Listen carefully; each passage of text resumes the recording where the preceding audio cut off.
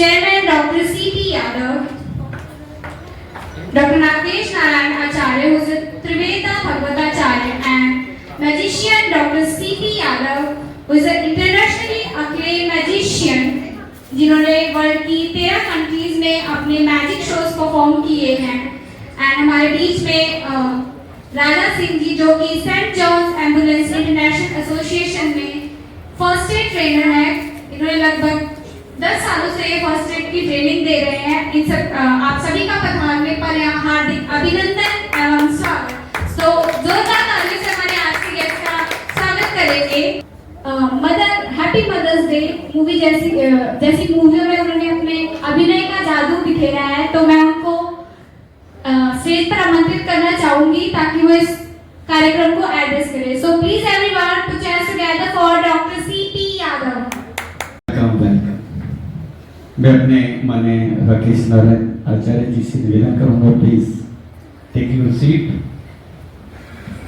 माने राजा सिंह जी से चाहूंगा कि अपने स्थान पर हमारे आदर सम्मान के योग्य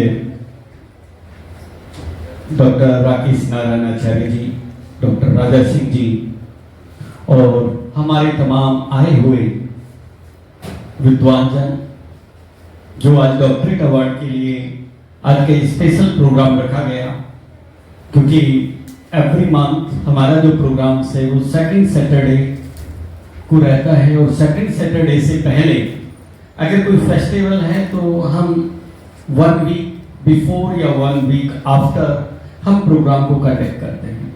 लेकिन आज के दिन स्पेशल इस प्रोग्राम को कंडक्ट करने का मकसद जय महाराष्ट्र, जय भवानी, ताकि आपकी स्पेशल इच्छा थी कि इस डे में हम आना हमारे लिए संभव होगा, तो हमने क्योंकि सब कुछ अपना है तो बेहतर है कि हम अपने अवार्डी मेंबर्स की सुविधा के अनुसार भी आज का ये प्रोग्राम रखा। हमारे दूसरे असम से, बिहार से भी हमारे बीच में अवार्डी मेंबर्स आए हैं, तो मैं उनका भी हार्दिक स्वागत अभिनंदन करता हूं। सभी अवार्डी मेंबर्स के हमारे बीच में हमारे पंडित जी और हमारे विद्वान जन भी आए हुए हैं, मैं उनका भी हार्दिक स्वागत अभिनंदन करता हूं। मैजिक बुक ऑफ रिकॉर्ड, जैसा कि आप सभी को मालूम है, आज समाज के अंदर असली चीज एक आती है तो 4 चीजें नकली आती हैं। मेरे पास भी ऐसे रोज ऑफर आते हैं एवरीडे कि जी आपके साथ हम कॉलिब्रेट कर लें, लेकिन आप प्राइस थोड़ा बढ़ा दें। अच्छा, 1-1 लाख रुपए आप प्राइस,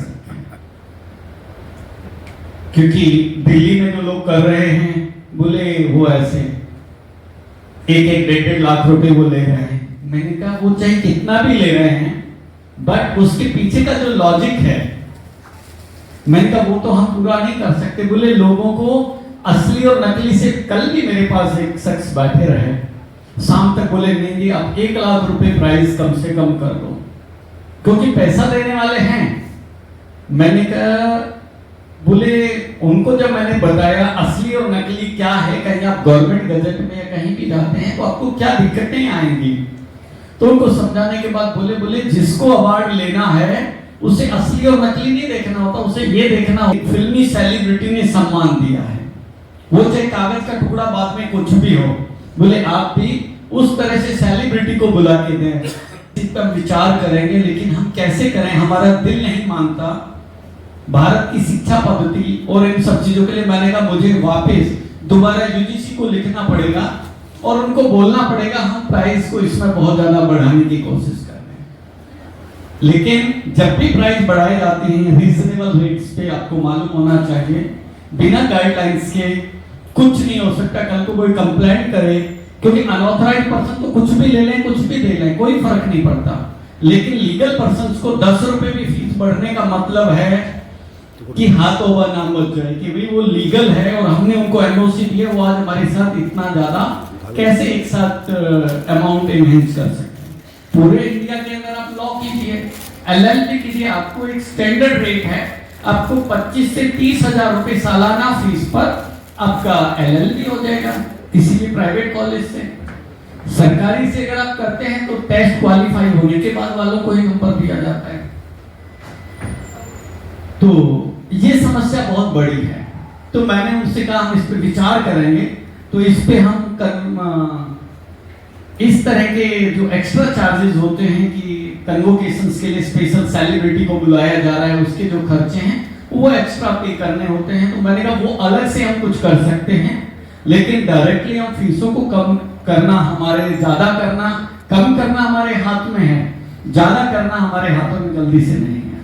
तो हमें बचना है। डॉक्टरेट अवार्ड जो आजकल लोग दे रहे हैं, तो वो सभी विदेशी यूनिवर्सिटीज के नाम से आपने सुना भी होगा। तो कैसे हम जाने कि वो ओरिजिनल है, असली है, नकली है, फेक है, या क्या उसका प्रोसेस है? सभी को मालूम है या नहीं सर? जानकारी है इस बारे में? नहीं है तो मैं समझाऊं या नहीं? देखो सिंपल सा तरीका है। मैं पूछता हूं सर आपका नाम क्या है? प्रोफेसर गंगाधर आगावने। अब आपका नाम ये है, मैं कैसे मानूं कि आपका नाम यही है? तो आप क्या दिखाएंगे मुझे? आधार कार्ड। आप मुझे आधार कार्ड दिखा सकते हैं, दूसरा पैन कार्ड दिखा सकते हैं, तीसरा पासपोर्ट दिखा सकते हैं, चौथा वोटर आईडी कार्ड दिखा सकते हैं, पांचवा कोई भी गवर्नमेंट का आईडी कार्ड, 10वीं की मार्कशीट या कुछ दिखा सकते जिसमें आपका फोटो आइडेंटिटी प्रेजेंट करे। एक छोटे से व्यक्ति के लिए एक छोटी सी चीज को प्रेजेंट करना जरूरी हो जाता है, उस डॉक्यूमेंट्स को प्रेजेंट करना। अब आज एमएसएमई रजिस्ट्रेशन या सोसाइटी का रजिस्ट्रेशन कोई भी कर लेती है, आप भी कल कर सकते हैं। यूनिवर्सिटी के पैनल पे तो आपका नहीं हो सकता किसी का भी, और जितने खोल के बैठे हैं उनका किसी का भी रजिस्ट्रेशन नहीं मिलेगा, मैं आपको गारंटी के साथ कहता हूं। अब दूसरा ऑप्शन आता है एमएसएमई। आपने कोई भी फाउंडेशन बना सकते हैं, आप सेक्शन 8 में बना सकते हैं, आप ट्रस्ट एक्ट में बना सकते हैं। उसका मकसद है कि समाज सेवा करना। लेकिन जब हम स्कूल खोलेंगे तो हमें क्या नॉर्म्स पूरे करने होते हैं? स्कूल के बायलॉज के साथ उस कंसर्न डिपार्टमेंट से अथॉरिटी लेनी होगी। अदरवाइज आपने स्कूल खोल लिया तो अगले दिन ही छापा पड़ेगा, आप गिरफ्तार हो जाएंगे फुल टर्म। तो ऐसे ही एमएसएमई एक आजकल बहुत अच्छा सा लोगों को बता दिया जाता है कि हम एमएसएमई और नीति आयोग से हैं। तो जब भी कोई चैरिटी ऑर्गेनाइजेशन बनती है, अगले दिन वो नीति आयोग में रजिस्टर्ड हो सकती है, उसका भी कोई बड़ी बात नहीं है, आप भी कर सकते हैं। एमएसएमई में आप अपने नाम से आज मैसेजर्स बना के उसको अपलोड कर दीजिए, वो फ्री ऑफ कॉस्ट हो जाती है। तो अवार्ड्स के लिए ये चीजें अथेंटिकेट नहीं है। इनका अथेंटिकेशन कहां से? कोई भी यूनिवर्सिटी जब बनती है प्राइवेट कैडर पे, तो उसका रजिस्ट्रेशन होना जरूरी है और उसके पीछे यूनिवर्सिटी लगा होना जरूरी है। अब यूनिवर्सिटी लगा हुआ रजिस्ट्रेशन चाहे वो यूजीसी से मिले या ट्रेडमार्क से मिले, क्योंकि भारत का एक डिपार्टमेंट सबसे बड़ा है एमसीए का, जिसे कहते हैं ट्रेडमार्क, उसके बाद कॉपीराइट, कि ये चीज के आप जिम्मेदार हैं। तो वो तब तक किसी को ट्रेडमार्क नहीं दे सकते तब तक अपने पूरे डॉक्यूमेंट्स प्रॉपर ना करा लें। यूजीसी के सेक्शन 6 कहता है कि जो चीजें आप शिक्षा के क्षेत्र में आगे लाना चाहते हैं, डिग्री के क्षेत्र में लाना चाहते हैं, अगर वो चीजें हमारे पास नहीं हैं तो हम आपको ऑर्डर कर रहे हैं कि आप अपने लेवल से गाइडलाइंस बना के चला सकते हैं। जैसे मैजिक का कोई सिलेबस आज तक नहीं बना था, मैं 2009 से इसके प्रयासरत था। तो हमारा मूल मुद्दा था कि मैजिक इन आर्ट, हम आर्ट और कला को सम्मानित करने के लिए और शिक्षा को आगे बढ़ाने के लिए ये डिग्री कोर्स प्रोवाइड करेंगे। तो हमें 5 साल के बाद उसका एनओसी क्लियर हुई, उन्होंने ट्रेडमार्क को दी कि जी हम गाइडलाइंस नहीं रखते, इनका पूरी फोर्स इन्हीं के पास है, ये जैसे चाहे वैसे करें, हम इनको एनओसी देते हैं।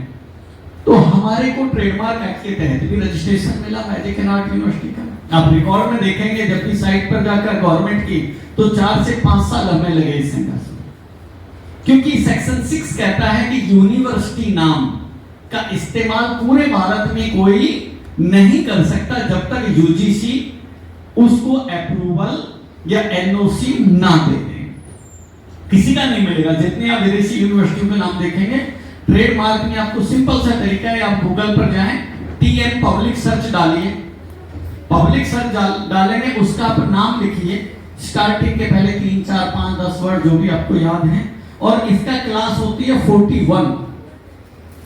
तो आप क्लास 41 डालेंगे, वो अवार्ड और एजुकेशन के लिए आपको पता चल जाएगा उस नाम से कौन कौन सी यूनिवर्सिटी रिकॉग्नाइज हैं, रजिस्टर्ड हैं, या बैन कर दी गई हैं, या अपोसाइड हैं, या अमेंडमेंट हैं।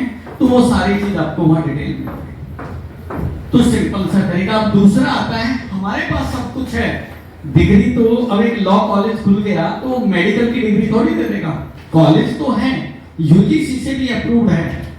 अब उसको जरूरत है जो वो डिग्री या अवार्ड दे रहे हैं उसका रिकॉग्नाइजेशन जरूरी है, उसकी लैब जरूरी है।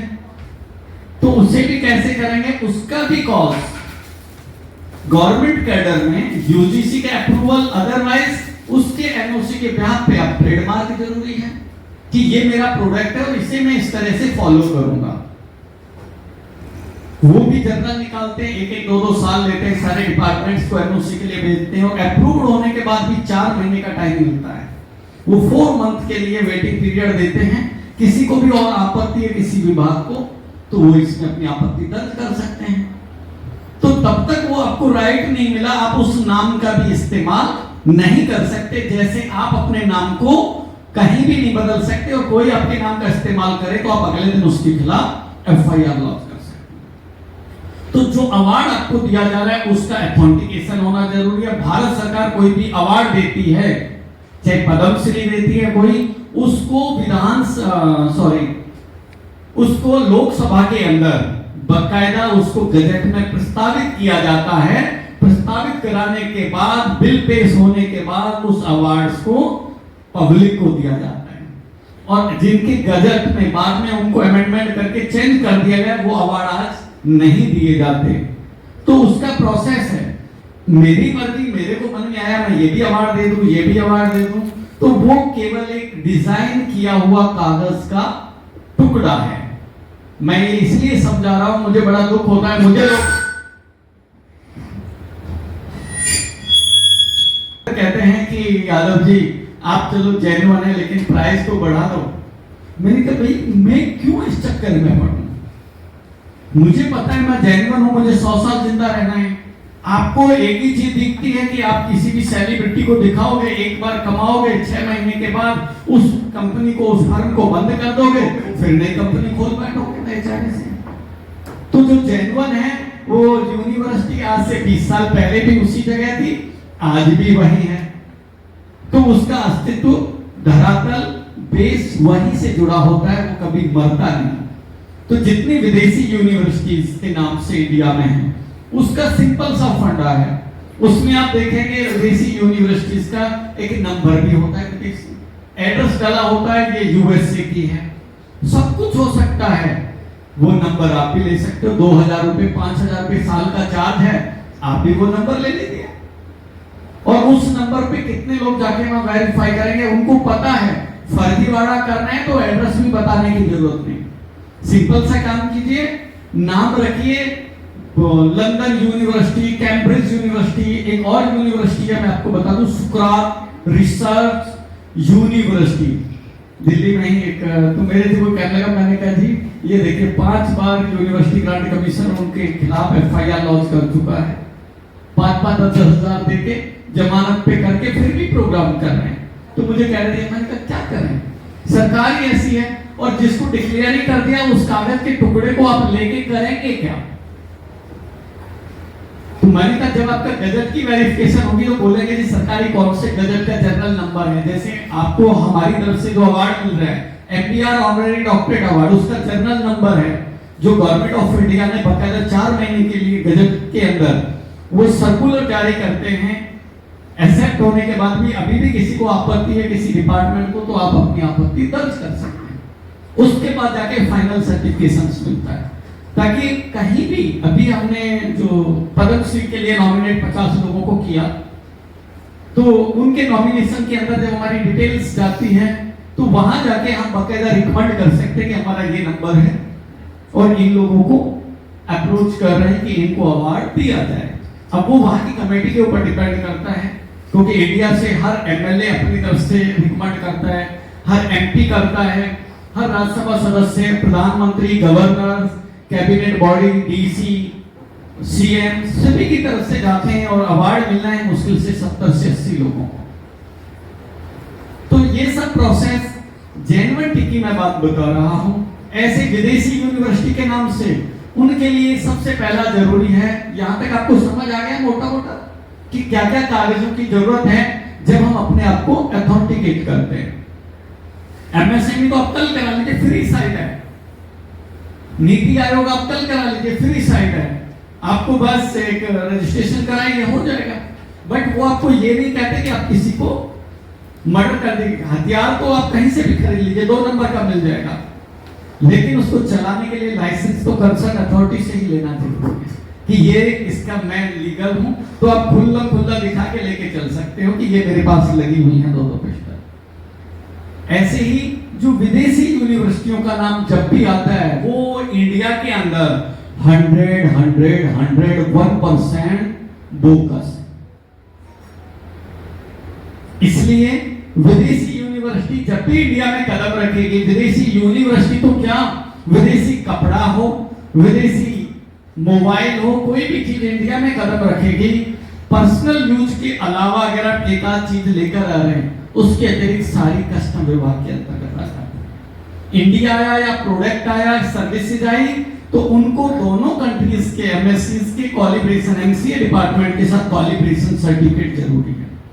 किस नियम के साथ कितने साल वो भारत में मिलकर काम करेंगे, कौन सा डिपार्टमेंट अंडरटेकिंग करेगा, उसके बाद उन्हें कंसर्न उन सभी डिपार्टमेंटों से फाइनल परमिशन, उस कंट्री की अप्रूवल और अपने कंट्री के अप्रूवलों के साथ काम करना होता है। तो ऐसा नहीं हमने नाम कुछ भी रख लिया, नाम हमने रख लिया नेपाल सिंह जी, तो वो नेपाल का आदमी नहीं बन जाएगा। आप महाराष्ट्र से हैं, मैं आप कहने लगे कि हरियाणा का, मैं कहूंगा कि हरियाणा की आईडी तो दिखाइए। तो ये सब चीजें हमारे लिए बहुत जरूरी है जानना, ताकि हम बचें और समझें। तो आज के इस सम्मान के लिए मैं आप सभी का पुनः स्वागत करता हूं, अपने गेस्ट का यहाँ पधारने पर स्वागत करता हूं, अभिनंदन करता हूं। और इससे संबंधित कोई भी जानकारी है तो आप उससे बाद में भी ले सकते हैं। और जो डॉक्टर लगाने वाली बात है, आप लगाएं कहीं भी, लेकिन साथ में नाम कैसे लिखा जाता है शायद मालूम होगा। आपको नेम प्लेट दी गई है, ये नेम प्लेट इसलिए दी गई है ताकि कल को कोई ऑब्जेक्ट ना करे। जैसे कोई डॉक्टर का जब नाम लिखा जाता है तो कैसे लिखते हैं, डॉक्टर एबीसी, बाद में वो लिखता है एमबीबीएस, एमएस, एमडी, क्या है। मेडिकल वाले ने अगर पीछे नहीं भी लगाया तो चलेगा, क्योंकि डॉक्टर नाम लगते पहले एक ही दिमाग आता है कि ये मेडिकल लाइन का डॉक्टर है। उसके अतिरिक्त सबको लिखना पड़ता है। उसके बाद आता है पीएचडी, जो एकेडमिक क्वालिफिकेशन से पीएचडी लेते हैं उन्हें पीछे लिखना पड़ता है PhD in English, PhD in social science, PhD in psychology. तीसरा कैडर मिलता है मिनिस्ट्री को, मिनिस्ट्री ऑफ डिफेंस, जो डिफेंस सेना के अंदर, जो आर्मेड फोर्सेस में हैं और जो किसी स्पेशल कमांड पे वर्क करते हैं। तो डिफेंस के एक रूल है, 10th पास बंदा जब फौज में जाता है तो वो 15 साल की जॉब करते ही ग्रेजुएट माना जाता है।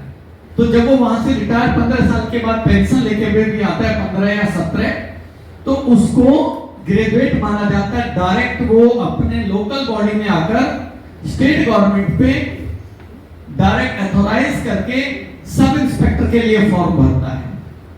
तो वो क्वालिफिकेशन नहीं कि उसको ऑलरेडी वो क्वालिफाइड सर्टिफिकेट दिया जाता है कि ये ऑलरेडी क्वालिफाइड है। और जो ग्रेजुएट होके वहां से सर्टिफाइड होके जो चलते हैं तो उनके नाम के आगे वो पीएचडी कर लेते हैं स्पेशल मोर्चा के साथ। तो वहां नाम आता है मेजर या कैप्टन, जो भी उसका डेजिग्नेशन, उसके बाद डॉक्टर एबीसी। अब जो ऑनरिस कॉजा के हैं, जो हमारे अवार्ड्स होते हैं, इसमें आपके लिए क्या है, डॉक्टर, बाद में आपको H.C लगाना होता है कि यानी ये ना पीएचडी है, ना हम एमबीबीएस डॉक्टर है, ना हम डिफेंस के पर्सन है। ये H.C ऑनरिस कॉजा हमारे किए गए कार्यों के आधार से दिया जाने वाला वो सम्मान है जो लीगल है, रजिस्टर्ड है। तो मैं आपका आज के सम्मान समारोह में पुनः हार्दिक स्वागत अभिनंदन करता हूं और इस सवार सेलिब्रेशन को आगे बढ़ाते हैं।